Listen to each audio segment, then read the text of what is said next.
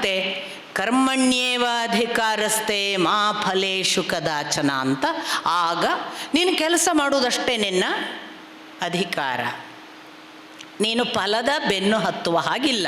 ನಿನಗೆ ಅಧಿಕಾರ ಫಲದ ಬಗ್ಗೆ ಇಲ್ಲ.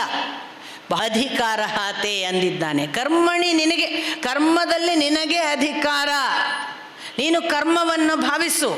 ನಾನು ಇವತ್ತು ಬೆಸ್ಟ್ ಕಸ ಗುಡಿಸುವವರಾಗಿದ್ದೇನೆ, ನನಗೆ ಕಸ ಗುಡಿಸಿದ್ದು ಸಾಕು ಅನಿಸಿದೆ, ನಾನು ನಾಳೆಯಿಂದ ಇನ್ನೊಂದು ಕೆಲಸ ಹಿಡಿತೇನೆ. You have your own choice. ಯಾಕೆ?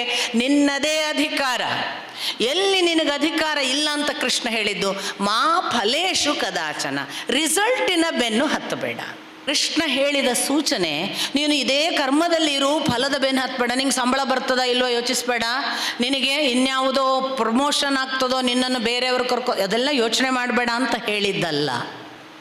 ಒಂದು ವೇಳೆ ಮನಸ್ಸು ಅದರ ಕಡೆಗೆ ಇದ್ದರೆ ದುಃಖಕಾರಕವಾಗ್ತದೆ. ನಾನು ಎಣಿಸಿ 10ನೇ ತಾರೀಕು ಸಂಬಳ ಅಂತ ಒಂದು ನಿಯಮ ಅಂತ, ನಾನು 10ನೇ ತಾರೀಕಿನ ಸಂಬಳಕ್ಕೆ ದುಡಿಯೋರು ಅಂತ ಇಟ್ಕೊಳ್ಳಿ.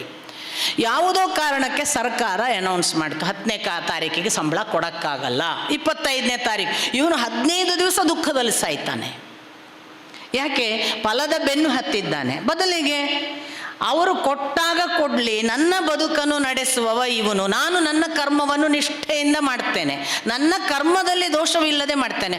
ಅವ್ರು 10ನೇ ತಾರೀಕಿಗೆ ಕೊಡಲಿಲ್ಲದ್ರೆ ಅಷ್ಟೇ ಹೋಯ್ತು, ಲಂಚ ತಗೊಳ್ತೀನಿ ಅಂದರೆ ಅದು ಅಲ್ಲ. ಕರ್ಮಣಿ ಏವ ಅಧಿಕಾರ ಹತೆ ಅನ್ನುವುದು ನಿಷ್ಠೆ ಕಳಕೊಂಡ ಕರ್ಮವಲ್ಲ.